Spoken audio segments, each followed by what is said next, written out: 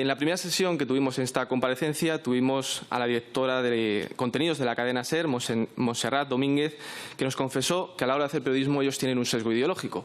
Algo que entendemos que un medio pueda tener un sesgo ideológico en sus editoriales. Entendemos que puedan tener matices a la hora de transmitir la realidad. Pero lo que vemos, lo que detectamos es que desde muchos medios de comunicación se da un paso más allá y no son matices, sino que directamente se lanzan noticias falsas y también se oculta una realidad a los españoles. Nosotros en el diario.es tenemos una serie de principios editoriales. Unos principios que son públicos, muy pocos medios lo hacen. Nosotros tenemos un estatuto que se puede consultar, que está a la disposición de todos nuestros lectores, donde explicamos cuáles son las prioridades editoriales y cuál es la línea editorial del diario. Y ahí defendemos una serie de cuestiones. Nosotros podemos ser críticos con el Gobierno, pues con cómo ha gestionado la valla de Melilla, por ejemplo, lo somos. O podemos ser críticos del Gobierno con esto del CIS, lo somos. Lo que no vamos a compartir es el mismo tipo de críticas que tienen ustedes, porque es nuestra propia línea editorial la que decide cuáles los asuntos que creemos criticables en el Gobierno y cuáles no. Se puede criticar, que es algo que hemos discutido en muchas ocasiones, al Gobierno de Sánchez por haber cambiado de opinión con la ley de amnistía, sin duda. Pero nuestra crítica principal, y viene de antes, es no haber dado una solución al problema catalán, que creo que sí que soluciona la ley de amnistía. Y también creo que antes creo que en mi intervención lo he dejado claro. A mí me preocuparía mucho cualquier regulación de la prensa que pudiera ser usada con un gobierno distinto al que hay hoy. Yo creo que las leyes se hacen pensando en que cualquier día gobierna Donald Trump y tienen que estar pensadas para que, independientemente del color político, de la simpatía, antipatía, de cómo esté regulada, no sean una amenaza para los medios. A mí la verdadera amenaza me parece la ley actual, que, como le decía, permite publicar originales o permite sancionar desde el punto de vista administrativo a los medios de comunicación. Esa es la ley vigente. Nadie se atreve a aplicarla porque nadie tiene la vergüenza torera de hacerlo. Nunca, en los 40 años que llevamos de democracia.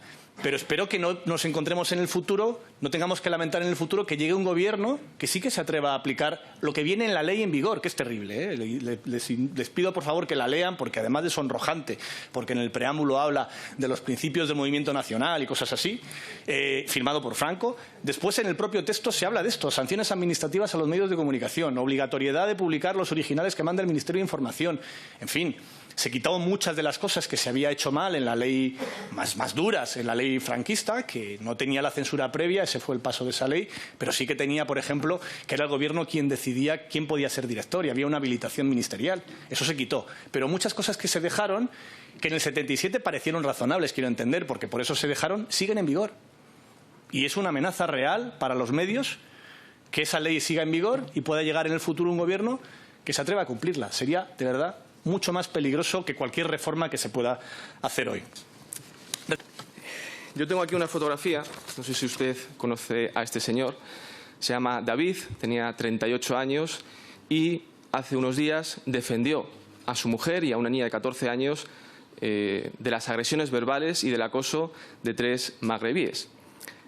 David, este fin de semana, estaba en su trabajo y recibió la visita de esos 3 magrebíes.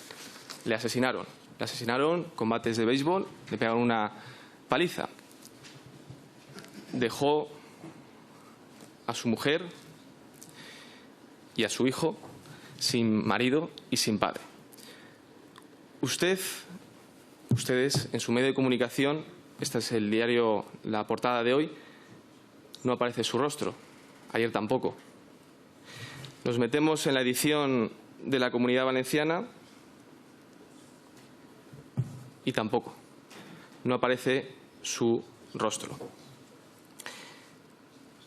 Da la sensación de que en estos momentos los medios de comunicación están ocultando una parte de la realidad que están sufriendo los españoles. De siempre el poder político ha cometido abusos y los medios de comunicación se encargaban de defender a los ciudadanos de esos abusos y de esas mentiras del poder político. Se decía que los medios de comunicación eran el cuarto poder. Pues en estos momentos los españoles están sufriendo un abuso que son las leyes que provocan el efecto llamada, que provocan la entrada de miles de personas sin ningún control, y eso está provocando que los españoles estén viendo cómo se les reduce su derecho a la vida, su derecho a la propiedad, su derecho a la tranquilidad, su derecho a la seguridad. Y se ve como en algunos medios de comunicación no están defendiendo a los ciudadanos de ese abuso político que se está cometiendo contra ellos. Este es un caso, es un ejemplo que hemos visto recientemente, pero vemos cómo desde su medio de comunicación hay víctimas de primera y hay víctimas de segunda. Cuando el agresor es una persona que procede de otro país, que ha sido importada desde otros países y comete estos abusos contra los españoles, no aparece o no se le da la importancia que se merece. Contesto con esto al portavoz de Vox que me preguntaba por el tema de la noticia de la persona asesinada este fin de semana en Alicante, en Denia.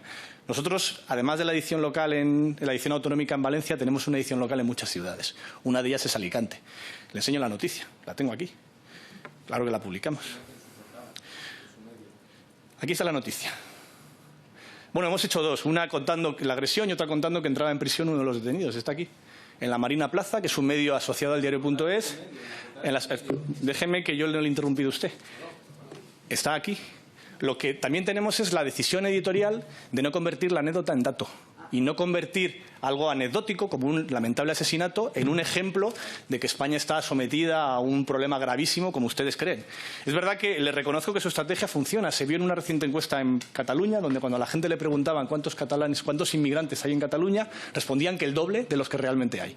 Y esto se debe precisamente al convertir, al ejercicio de elegir las cerezas adecuadas para crear un problema donde afortunadamente en España no lo hay. Porque ni tenemos un problema de muertes violentas por encima de la media europea, ni tenemos un problema generalizado en ningún caso de inmigrantes asaltando a españoles de bien. Lamentando enormemente el asesinato, como lamento todos, faltaría más. Y luego...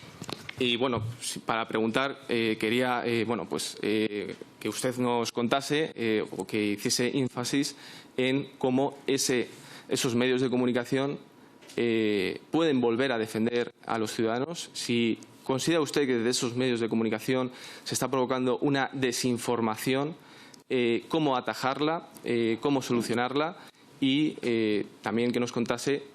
Ha citado usted la publicidad institucional, si en algunos casos esa publicidad institucional es la que provoca que el periodismo, que los medios de comunicación defiendan más al poder político que a los ciudadanos. Un asunto más, la publicidad institucional, que me preguntaba también el portavoz de Vox. Miren, nuestros datos son claros, están publicados en nuestra página web. Nosotros recibimos del Gobierno central el 3,9% de todos nuestros ingresos. 3,9%. Un poco más de medio millón de euros en un presupuesto de casi 14 millones. En total, esa cantidad que recibe el diario.es del Gobierno central y de todas las empresas públicas participadas al 100% por el Gobierno central, Renfe, Paradores, Correos, AENA, las empresas públicas presentes en la SEPI, de todo el presupuesto público que reparte el Gobierno central a medios de comunicación, el diario.es recibe el 0,2% del total. Y de entre todas las demás administraciones autonómicas, locales, diputaciones y también algunas campañas que recibimos de la Unión Europea, de instituciones europeas, suman un 6,6% adicional. Nosotros en nuestro estatuto tenemos establecido, como parte de las garantías de independencia de nuestros medios, que ningún anunciante, ni público ni privado, puede superar el 10% de nuestros ingresos. Y ponemos esa cifra del 10% porque otra de las normas de nuestro estatuto es que todos los años, cuando hacemos el presupuesto, ponemos ahí que nuestro margen tiene que estar en el 10% al hacer las cuentas. Que tenemos que intentar al menos un 10% de superávit para así garantizar que incluso si algún día se nos cae el primer anunciante, el diario.es se mantiene en pie. Y eso es lo que creo que nos da en gran medida la independencia, porque yo no dependo del 3,9% que me da el Gobierno, dependo del casi 40% que nos dan los socios y socias del diario.es. 87.000 personas que están suscritas a mi periódico.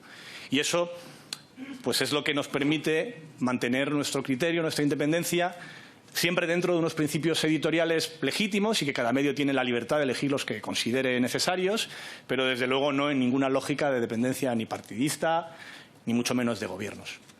Y eso es algo que de verdad nos tomamos muy en serio porque creemos que es la única manera de garantizar que por nuestra parte el papel que tenga el diario.es, incluso cuando cometamos errores, sea más positivo que negativo para la sociedad.